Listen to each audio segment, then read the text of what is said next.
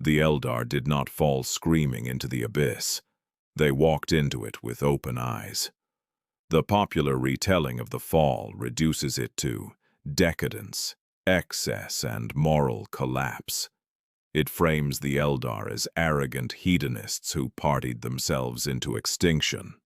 This explanation is comfortable because it reassures us that catastrophe only comes to those who are foolish, blind, or corrupt.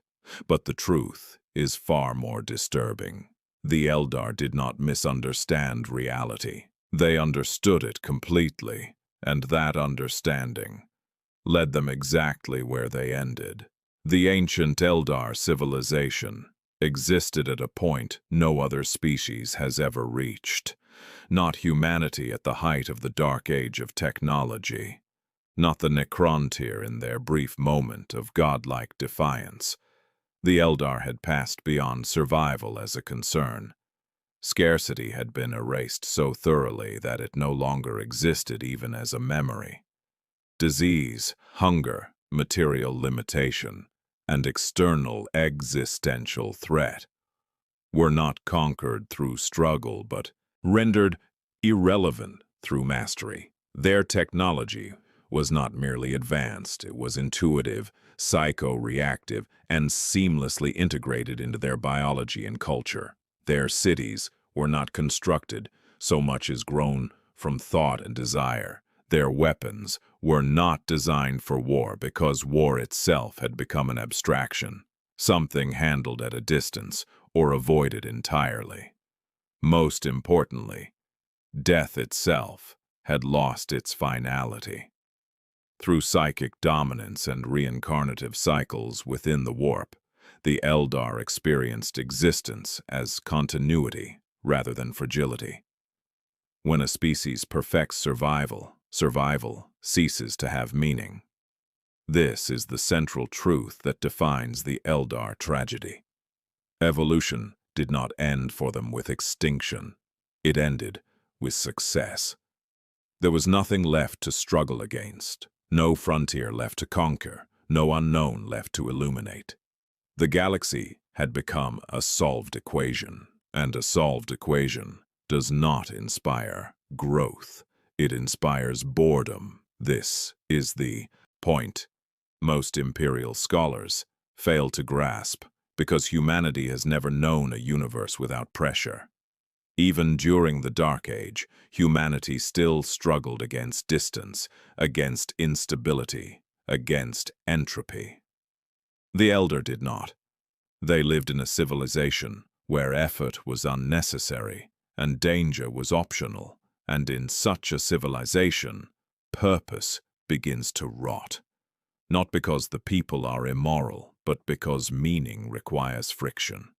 Without resistance, there is no narrative, only continuation. The Eldar psyche was never human. Their emotions were deeper, sharper, and more resonant. What a human experiences as anger or joy, an Eldar experiences as a psychic event.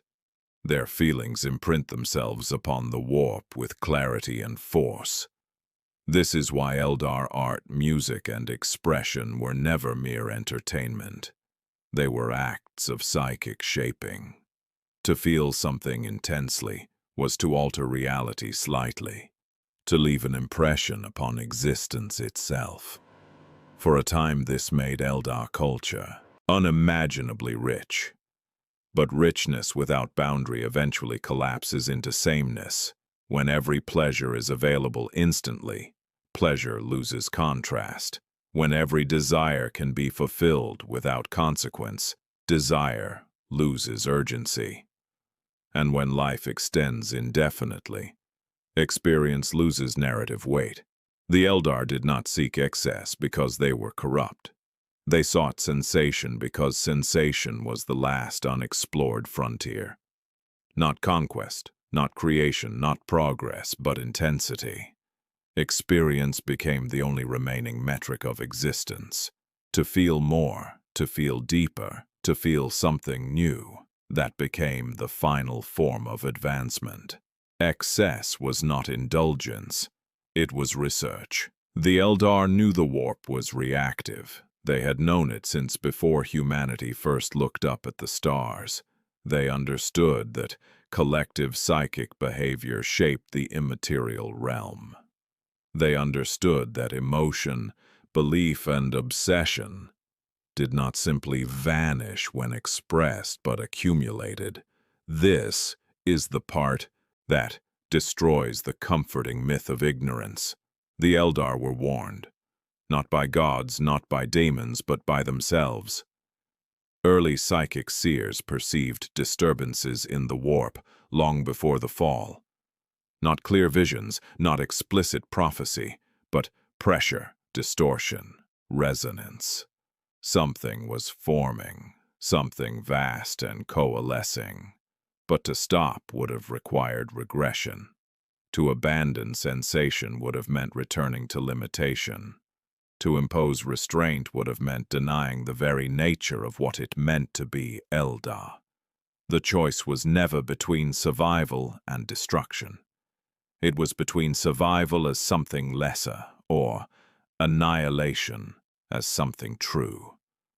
And the Eldar chose truth. This is the moment where modern Eldar narratives often soften the blow by inserting factions of restraint, voices of wisdom, proto-paths, or cultural resistance. These existed, but they were irrelevant. Not because they were wrong, but because they were asking an entire species to willingly become smaller. No. Civilization, at its apex, has ever chosen to diminish itself voluntarily. Not Rome, not humanity, not the Eldar. The difference is that the Eldar knew exactly what refusal would cost.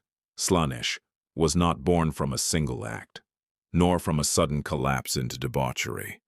Slaanesh emerged slowly, gestating in the warp as a consensus, a god shaped not by accident, but by inevitability. The Eldar did not create Slaanesh unknowingly. They created it the way pressure creates a star. When enough psychic mass accumulated, collapse was no longer optional. This is why no other species has ever birthed a chaos god in the same way. Humanity fuels the warp constantly, but diffusely. Orcs generate a gestalt field, but it is crude, unfocused, and self-limiting. The Eldar were different. Their psychic output was precise, intense, and unified by cultural direction. They did not merely feed the warp. They sculpted it, and when obsession, sensation, and excess became the dominant psychic language of their civilization, the warp answered in kind. Slaanesh is not the Eldar's punishment. Slaanesh is their reflection. The moment of the fall was not chaos erupting into reality. It was reality collapsing inward. Entire systems died, not because they were attacked, but because existence itself recoiled. Souls were consumed instantly, not tortured, not tested, simply erased. Trillions died without time to understand what was happening, and those who survived did so only because they were already in motion away from the center, already separated physically and culturally from the core psychic mass. The Craftworlds did not escape because they were virtuous. They escaped because they were distant. And now, at this point in the story, pause for a moment, ask yourself this, not as a moral question but as a philosophical one. If you knew that continuing as yourself would one day destroy everything, but abandoning that path would mean ceasing to truly be what you are, what would you choose? Answer honestly, and if you feel compelled to, leave that answer behind. Because that question is the heart of Eldar history. The post-fall Eldar civilizations are not continuations. They are coping mechanisms. The Craftworlds are not nations. They are mausoleums in motion. Every aspect of Craftworld culture is designed not for growth, but for containment. The path system is not enlightenment. It is psychological restraint imposed to prevent emotional resonance from ever again reaching critical mass. Eldar do not walk the path to become better. They walk it to become quieter, to dull themselves, to fracture their identities into manageable segments so that no single obsession can dominate their psychic output. Infinity circuits are not sacred afterlives in the way Eldar poetry pretends. They are soul storage systems, life support for a species that no longer trusts itself to exist freely. Every dead Eldar bound into a Craftworld's wraithbone core is both ancestor and warning. Memory, preserved not to inspire, but to remind. Do not feel too deeply. Do not desire too strongly. Do not forget what you are capable of becoming. The irony is that this restraint has hollowed them out. Craftworld Eldar survive, but they do not live. They preserve knowledge, but they do not innovate. They fight wars, but never for victory, only for delay. Their foresight traps them in cycles of self-fulfilling prophecy. Every attempt to prevent disaster narrows the range of possible futures until only disaster remains. They are haunted, not by what they lost, but by what they must never again allow themselves to be. In contrast, the Drukhari are often framed as degenerates, monsters, and sadists who escaped moral reckoning. But this too is a comforting simplification. The Dark Eldar did not deny the truth of the fall. They accepted it fully. They understood that sensation feeds Slaanesh, and instead of suppressing it, they externalized it.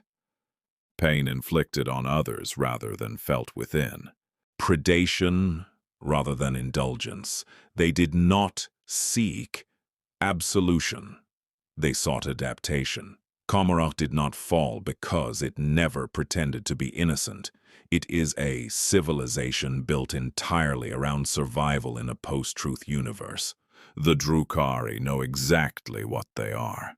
They make no claims of moral superiority, no illusions of restoration. In many ways, they are the most honest descendants of the ancient Eldar. They chose damnation with clarity rather than restraint with denial. This does not make them right, it makes them consistent. The Exodites represent yet another coping strategy: regression into hardship, ritualized limitation, and controlled primitivism. A deliberate attempt to reintroduce friction into existence by abandoning comfort. But even this is not growth, it is retreat. A species that must artificially manufacture struggle to feel alive has already lost the ability to evolve naturally. This is why the Eldar cannot reclaim their former glory. Not because they lack power, knowledge, or unity, but because doing so would require returning to the conditions that birthed Slaanesh. To rise again would be to repeat the cycle. Their golden age was not interrupted, it concluded. The tragedy of the Eldar is not that they were punished for excess. It is that they reached the logical end point of their civilization. They proved that a species can win existence so completely that existence itself becomes meaningless. They demonstrated that perfection is not stability but stasis, and that stasis inevitably collapses inward, seeking intensity where growth is no longer possible.